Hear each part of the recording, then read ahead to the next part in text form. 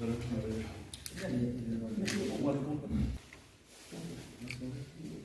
Sir, बताइए आज की प्रेस कॉन्फ्रेंस है किस उद्देश्य से है उसका जी सर्वप्रथम आप सभी को प्रेमपूर्वक नमस्कार। और आज हम यहाँ पर डिस्ट्रिक्ट कठुआ में Jammu Kashmir private schools association unit Kathua यहाँ के जो ऑफिस बेरर्स हैं मेरे साथ बिल्कुल बैठे हैं जनाब श्री रशपाल सिंह जी जो हमारे प्रेसिडेंट हैं डिस्ट्रिक्ट बॉडी के, इनके साथ बैठे doctor Madan Mohan ji vice president और सभी साथी, ये सभी ऑफिस बेरर्स जितने आप मेंबर्स देख रहे हैं इस फ्रेम में, ये एग्जीक्यूटिव बॉडी के मेंबर्स। तो मुख्य कारण है वो है कि सरकार द्वारा निकाला गया एक ऑर्डर, टैगिंग का जो ऑर्डर निकला है स्कूल्स का, उस विषय में आज बात करेंगे। लेकिन इससे पूर्व ये बात करने से पहले मैं ज़रूर यहाँ आपके माध्यम से ये कहना चाहूँगा कि एक बहुत लंबे अंतराल के बाद न्यू एजुकेशन पॉलिसी 2020 हमारी सरकार ने, केंद्रीय सरकार ने वो इंट्रोड्यूस की पूरे भारत में। सब ने वो इतना अच्छा डॉक्यूमेंट है और सब ने पूरे भारतवर्ष में उसको बड़े ही अच्छे तरीके से उसका स्वागत किया गया, वेलकम किया गया और Jammu Kashmir private schools association भी उसका स्वागत किया और उसकी इम्प्लीमेंटेशन की ओर आगे बढ़ रहे हैं। न्यू एजुकेशन पॉलिसी की आपको बात करें अगर, तो उसके पीछे उसका कारण यही था कि उसको फ्रेम करने में बहुत सारा रिसर्च वर्क हुआ था जिसमें पूरे भारतवर्ष के बहुत सारे स्कॉलर्स, और उसमें इस चीज़ को नहीं लिया गया कि ये प्राइवेट सेक्टर से है या गवर्नमेंट सेक्टर से है। बहुत सारी कमेटियां बनी इसकी, अगर आप थोड़ा सा पीछे जांच करेंगे तो एक बहुत बड़े रिसर्च वर्क के बाद सरकार ने ये पॉलिसी निकाली जो कि शिक्षा के क्षेत्र में एक क्रांतिकारी, मैं कहूँगा, डॉक्यूमेंट है ये, और उसका भी स्वागत हुआ।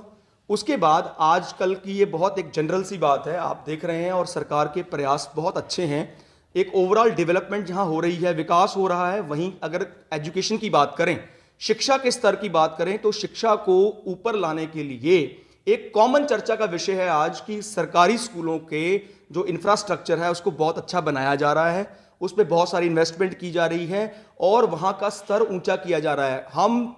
प्राइवेट सेक्टर में होते हुए इस चीज़ को भी स्वागत करते हैं, दिल से इस बात के लिए बहुत अपनी खुशी व्यक्त करते हैं कि गवर्नमेंट जो है एक ऐसे प्रयास कर रही है, सरकारी स्कूलों को भी उसमें इंफ्रास्ट्रक्चर, उसके स्टाफ की बात करें तो उसका, उनके अगर डिजिटलाइजेशन की बात करें तो बहुत सुंदर काम हो रहा है। ये तो हो गया एक अपनी लकीर को बड़ा करने वाली बात। लेकिन आज जिस समस्या को लेकर आपके समक्ष यहाँ पर हम बैठे हैं, उसमें सबसे एक जो डराने वाली बात है, जो एक तरफ सरकार शिक्षा के स्तर को ऊंचा उठा रही है, दूसरी तरफ जो शिक्षा को आगे लेकर चलने वाले बरसों बरस से, ये कोई 1 साल या 2 साल की बात नहीं, कोई 20 साल से, कोई 30 साल से और 40-40 साल, 50-50 साल से जिन्होंने पूरा जीवन अपना इस क्षेत्र में दिया, अपनी पूरा पूंजी इस क्षेत्र में लगाई, और आज एक ऑर्डर निकलता है, बड़ा सिंपल से कागज़ पे लिख दिया जाता है कि आपके स्कूल की ये क्लास, क्योंकि हम यहाँ जो बैठे हैं सभी के सभी Jammu Kashmir board of school education के साथ अफिलिएटेड स्कूल्स हैं, स्टेट बोर्ड स्कूल्स हैं सारे ये, और बरसों बरस से स्टेट बोर्ड के स्कूल्स जो हैं वो हम अपनी रिकग्निशन प्रोसेस को, कभी कभी एक प्रोसेस था 1 साल की रिकग्निशन, फिर उसको 2 साल किया गया, फिर करते करते आज 5 साल की रिकग्निशन होती है, और बोर्ड बड़े अच्छे ढंग से चलता आ रहा था। हमारा बहुत अच्छा एक तालमेल था, जैसे उनकी गाइडलाइंस आती थी, जो रूल्स एंड रेगुलेशंस और जो एनओसीज वो बताते रहे हैं उसको तरीके के साथ विधिवत रूप से पूरा तैयार कर तो हम अपनी रिकग्निशन के लिए फाइल सबमिट करते रहे हैं। पहले एक ऑफलाइन मोड पे जाती थी फाइल, अब ये ऑनलाइन सारा प्रोसेस हो गया क्योंकि माननीय प्रधानमंत्री जी डिजिटलाइजेशन की ओर बहुत अग्रसर हैं। लेकिन अगर ये यहां पर बात करें तो आज स्कूलों को टैग करने का नया सिलसिला हमारे जम्मू कश्मीर में, ये नई रिवायत जो है वो शुरू कर दी गई है, और इसका भी जो शिलान्यास है वो हमारे बोर्ड के कार्यकर्ताओं ने ही किया है कि स्कूल का 9वीं, क्योंकि स्कूल जो बोर्ड के साथ एफिलिएटेड स्कूल क्लासेस होती हैं स्कूल की, वो होती हैं 9th, 10th, 11th and 12th। ये 4 क्लासेस के जो बच्चे हैं उसमें 2 तरह की टैगिंग कर दी। टैगिंग का मतलब ये है कि प्राइवेट स्कूल्स जो अपनी मान्यता लेकर बोर्ड के साथ एफिलिएटेड हैं और सरकार से मान्यता प्राप्त स्कूल हैं, उनके बच्चों को किसी कारणवश, मैं कारण भी आगे आपसे जरूर बताऊंगा कि उस कारण उनको, उनके बच्चों को ट्रांसफ़र करने का एक प्रोसेस शुरू कर दिया गया है कि उन बच्चों को एग्जाम्स जो हैं वो कहाँ होंगे, वो एग्जाम्स सरकारी विद्यालयों में होंगे, वो बच्चे सरकारी विद्यालयों में पढ़ेंगे, साथ के सरकारी विद्यालयों में। कारण क्या बताए जा रहे हैं? पहला तो है जो अभी बहुत ज़ोरों शोरों से इस समय जो स्टेट लैंड के ऊपर जो कंस्ट्रक्शंस हुई हैं उसी पे चर्चा का विषय बना हुआ है, और जो स्कूल स्टेट लैंड्स के ऊपर हैं एक तो उनका बच्चों को टैग कर दिया जा रहा है, या ऐसे कुछ कारण बताए जा रहे हैं किसी की कोई एनओसी अगर कंप्लीट नहीं है। अभी एक लिस्ट निकली है ऑर्डर में जिसमें लगभग 66 जम्मू कश्मीर के स्कूल हैं, जिनमें से 20 स्कूल ऐसे भी हैं जिनकी इंस्पेक्शन हो चुकी है और बोर्ड ने इंस्पेक्शन करने के बाद कुछ उसकी डेफिशिएंसी है, अगर कोई सर्टिफिकेट कम है या कोई एनओसी कम है या कोई कारण है, और उसको बिना कोई इंटीमेट किए उस बात को टैग कर दिया जाता है कि आपके बच्चे जी आपकी लिस्ट में नाम है, आपके बच्चे टैग कर दिए जाते हैं। मैं ये आपकी माध्यम से अनुरोध करना चाहता हूं कि ये एक तरीका जो है सरकार का एक तरफा एक तरफ कुछ और प्रयास किए जा रहे हैं, दूसरी तरफ इस तरह से जो बनी बनाई चीज़ें हैं उनको बिगाड़ा जा रहा है, ये सही नहीं है। टैगिंग में अगर आप ध्यान से बड़ी गहराई से सोचें तो अगर एक कागज़ के कारण सपोज कोई एनओसी है, वो एनओसी हमने अप्लाई किया और वो एक्सपायर होगी, उसकी डेट खत्म हो गई और आने वाले समय में उसके कारण उसको टैगिंग कर दी गई, भी आपके बच्चे उधर टैग कर दिए गए। ऐसे मैं आपको बताऊं सैकड़ों लॉजिकल कारण बन सकते हैं जिसके जो आप देखेंगे सरकारी ऐसे स्कूल भी होंगे, ऐसे विद्यालय भी होंगे जिसमें ऐसे प्रैक्टिकल कारण होंगे जिसको देखते ही समझ जाना चाहिए कि ये स्कूल के बच्चों को किसी प्राइवेट इंस्टीट्यूशन के साथ टैग कर दिया जाना चाहिए, बजाय इसके कि हाँ एक अच्छा इंफ्रास्ट्रक्चर जो बुनियादी चीज़ें हैं, आज सरकार बुनियादी चीज़ों में बात कर रही है, अपनी एजुकेशन के ऊपर, हेल्थ के ऊपर, सड़कों के ऊपर, एनर्जी रिसोर्सेज के ऊपर, तो ये एक स्कूल की बुनियादी जो बच्चे शिक्षा लेने आते हैं बुनियादी बात है कि उनको बैठने का अच्छी व्यवस्था चाहिए, उनकी बिल्डिंग सेफ होनी चाहिए, उनको बिजली का प्रबंध स्कूलों में होना चाहिए, साफ पीने का अच्छा स्वच्छ जल मिलना चाहिए और बच्चों का जो एम्बियंस है जो स्कूल का वो पढ़ने लायक होना चाहिए, एनवायरनमेंट वैसा होना चाहिए। तो अगर उस तरह से कंपेयर करें तो फिर ये टैगिंग किसकी कहाँ होनी चाहिए ये आप हमसे बेहतर समझते हैं। इसी के साथ साथ टैगिंग के अगर बात करें, एक यहाँ पर ज़रूर जिक्र करना चाहूँगा, हमारा एक स्कूल जिसको टैग किया गया था अभी हाल ही में, ये मेंढर का एक स्कूल है जिसका ज़रूर मैं यहाँ आपके सामने जिक्र करना चाहूँगा, public higher secondary school Mendhar. और उसका जब टैग किया गया, अब उस और कोई चारा नहीं रहा कि वो सीधा हमें दरवाज़ा खटखटाना पड़ा ऑनरेबल हाई कोर्ट का, और उस स्कूल ने ऑनरेबल हाई कोर्ट में जाकर इस टैगिंग के ऑर्डर का स्टे लिया है। आपके माध्यम से वो सारे स्कूल वाले जिनके स्कूलों को टैग किया गया है एक स्टे उसके ऊपर आ गया है, लेकिन क्यों कोर्ट में जाना पड़ रहा है इन टैगिंग के कारण? यहाँ पर सरकार ने बहुत इंटेलेक्चुअल लोग आगे बिठाए हुए हैं जो पॉलिसी मेकर्स हैं, वो बुद्धिजीवी लोग हैं, लेकिन समस्या सिर्फ एक आती है कि जब एक तरफा ही कार्य देखकर एक तरफा ही कोर्ट क्या करती है, क्यों कोर्ट के सहारा लेना पड़ता है? क्योंकि कोर्ट दोनों पक्ष को सुनती है, आपकी क्या बात है, आपकी क्या बात है, फिर एक निर्णय पर आती है और कई बार इस निर्णय को लेने में समय भी लग जाता है। कारण यह है कि दोनों की बात को पूरी गहराई से समझना होता है। यहां एक तरफा होकर बस एक कलम चलानी है और सीधा टैगिंग के ऊपर कर दिया, ये बहुत गलत बात है। एक और आपको सरकार की पॉलिसी के बारे में बताना चाहूंगा। हमारा एक इंडस्ट्रियल डेवलपमेंट जो पॉलिसी है जम्मू कश्मीर की, Jammu Kashmir industrial development policy 2021 से लेकर 30 तक 10 साल की ये पॉलिसी अभी पीछे आई। उस डॉक्यूमेंट के अंदर आपको जरूर यहां बताना चाहूंगा, यहां उस डॉक्यूमेंट में भी जो ये लिखा गया है, ये यहां पर अगर आप देखें तो ये एजुकेशन डिपार्टमेंट के लिए भी बोला गया है, education department shall be coopted for land allotment pertaining to their departments on cases to case basis. और यहां अलॉटमेंट क्या लिखी गई है? The land shall be allotted on lease to the investors initially for the period of 40 years, then lease will be extended up to the 99 years। जो investors आगे बाहर से आएंगे या जो जम्मू कश्मीर से इन्वेस्ट करेंगे, लेकिन ये कौन सा तंत्र है कि जो ऑलरेडी जिन्होंने इन्वेस्ट किया हुआ है, बरसों बरस से जिन्होंने लैंड के ऊपर स्कूल एक शिक्षा को आगे बढ़ा रहे हैं, उनके स्कूल को टैग कर दिया जा रहा है। उनकी लैंड को लेकर फिर एक और नई व्यवस्था बनाई जा रही है कि आपको ए से लेकर उठवाकर बी को जो है वो लैंड दे दी जाएगी अलॉटमेंट की। ये सही नहीं है। एक और जो हमारा लैंड का ही अगर हम बात करें तो लैंड का एक एजुकेशन जो है हमारा लैंड ग्रांट एक्ट है, जो कि 9 दिसंबर 2022 का एक ऑर्डर है। अगर आप इसको भी देखेंगे तो इसमें भी जो लैंड अलॉटमेंट की बात करते हैं अगर हम, तो आप देखेंगे इसको भी यहाँ पर लैंड अलॉटमेंट जो लैंड ग्रांट करनी है, सरकार का एक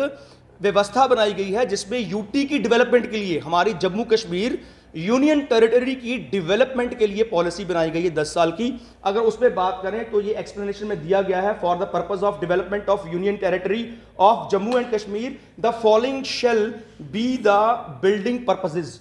उसमें अगर आप देखें ध्यान से प्लीज, मैं चाहूंगा आप यहां पे देखें, सबसे ऊपर पहला पॉइंट जो दिया गया है जिसके ऊपर, वो है डिपार्टमेंट ऑफ एजुकेशन। एजुकेशन के लिए आप अलॉटमेंट करें सरकार को, ये एक पॉलिसी बनाई है सरकार ने, यूटी सरकार ने, लेकिन ये कौन सा एक तरीका है कि जहां पर जो ऑलरेडी अलॉटेड लैंड्स हैं उनको इस समय 2023-24 सेशन के आखिरी एक पड़ाव में, जब आज हमारा जनवरी मंथ चल रहा है, फरवरी रह गया, फिर मार्च आने वाला है, बच्चों के एग्जाम्स हैं, बच्चों के फ्यूचर आप खुद सोचें, जिन बच्चों ने एग्जाम में अपने अपीयर होना है उनके पेरेंट्स से भी अपील करना चाहेंगे कि वो जो स्कूल को इस समय टैग वाला जो सिलसिला शुरू किया जा रहा है ये कहीं भी सही नहीं है। एक तरफ सरकार एजुकेशन को बढ़ावा देने के लिए बहुत सारी बोर्ड की तरफ से टैग किए जा रहे हैं, तो इन्होंने ये भी बताया कि गवर्नमेंट के उसके अंदर क्या प्रावधान है। यहाँ तक शायद आप लोगों को भी ये विदित होगा कि भिन्न भिन्न राज्य जो हैं, जितने भी हमारे देश के, हर एक राज्य के अंदर ये एक पॉलिसी है गवर्नमेंट की कि वो स्कूलों को ज़मीन जो है वो लीज़ पर देती है और उसके ऊपर स्कूल जो है, कुछ स्कूल जो वो चलाए जाते हैं। यही प्रावधान अगर हमारे जम्मू कश्मीर के अंदर भी हो तो जो इन्होंने टैगिंग की समस्या हम लोगों के समस्त रखी है, शायद ये समस्या ना आती और ना ही हमें यहाँ पर आपके समक्ष ये चीज़ें रखने की ज़रूरत पड़ती। फिर भी हम इस समय भी गवर्नमेंट से ये अपील करेंगे कि अगर रेवेन्यू डिपार्टमेंट के आधार पर हम देखें, अगर हमारे स्कूल कुछ स्टेट लैंड के ऊपर हैं तो क्या उनको लीज़ पर, जैसे कि इंडस्ट्रीज़ को लीज़ पर जगह दी जाती है, जैसे कि ये प्रावधान रखा भी गया है एनईपी के अंदर, जब गवर्नमेंट के द्वारा ये, जैसे आपने अभी नरेश जी के द्वारा आर्डर दिखाए भी गए हैं कि किस तरीके से उन्होंने बताया कि अगर लीज़ पे इसका प्रावधान बनाया जाए तो शायद ये टैगिंग की समस्या से हम रह सकते हैं, बच सकते हैं और हमारे स्कूल एक बड़े व्यवस्थित तरीके से चल सकते हैं। अब जहाँ तक बात आती है कि टैगिंग का असर क्या है,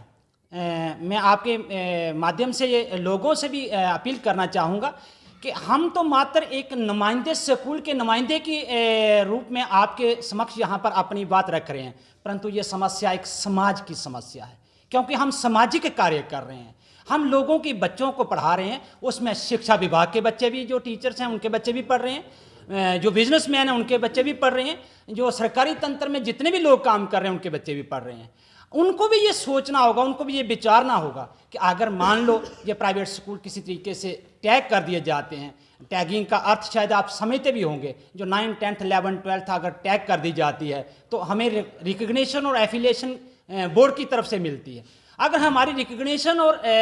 हमारी एफिलिएशन ही ख़त्म हो जाएगी तो ऑटोमेटिकली हमारा 8th तक का जो व्यवस्था है वो भी ख़त्म हो जाएगी। इसका अर्थ यही हुआ कि ये स्कूल बंद करने की गवर्नमेंट सोच रही है। तो ये हमारी सोसाइटी को, हमारे समाज को भी ये हमारे में विचार करना पड़ेगा कि अगर ये स्कूल बंद कर दिए जाते हैं तो उनको क्या, ये जो सरकारी स्कूल हैं, क्या उनको वहाँ पर अपने बच्चे भेजने हैं? अगर भेजने हैं तो हम नहीं कहते, जैसे हमारे जनरल सेक्रेटरी साहब ने कह भी दिया कि हमारे स्कूल वो बुरे नहीं हैं, बहुत अच्छे तरीके से, व्यवस्थित तरीके से बनाए जा रहे हैं, सरकार उनके ऊपर खर्चे कर रही है, लेकिन शिक्षा देने का एक जो सिस्टम है वो हमारा और उनमें थोड़ा सा डिफरेंस है। दूसरी बात,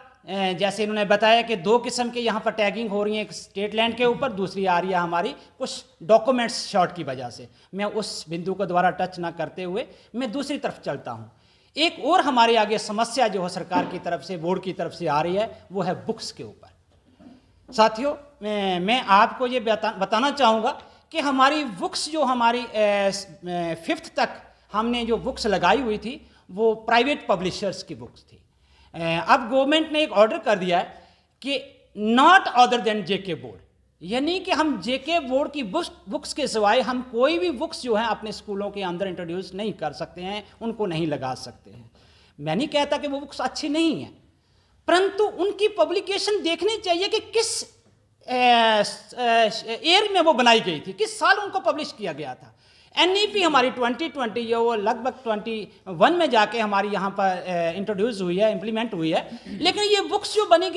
गई हैं ये 2014-2015 में पब्लिश की गई हैं या उससे भी पहले की हैं। दूसरा नंबर, अगर तुलनात्मक आधार पर देखें तो आज के जो नए पब्लिकेशंस हैं, जो हम लोग बुक्स इंट्रोड्यूस करते हैं अपने स्कूलों के अंदर, वो नेशनल और इंटरनेशनल लेवल के पब्लिकेशंस जो होती हैं, जो पब्लिशर्स होते हैं, उनको पब्लिश करते हैं, वो हमारे आगे आती हैं। और हम उन बच्चों को उस तरीके से शिक्षा देना चाहते हैं ताकि आने वाले जो कम्पिटिटिव समय है हमारे आगे, बच्चों का भविष्य जो है आजकल प्रतियोगिता के आधार पर जो नापा जा रहा है, तो बच्चों को प्रतियोगिता के लिए हम तैयार करने के लिए उन बुक्स का यूज़ करते हैं। और उसके साथ साथ हम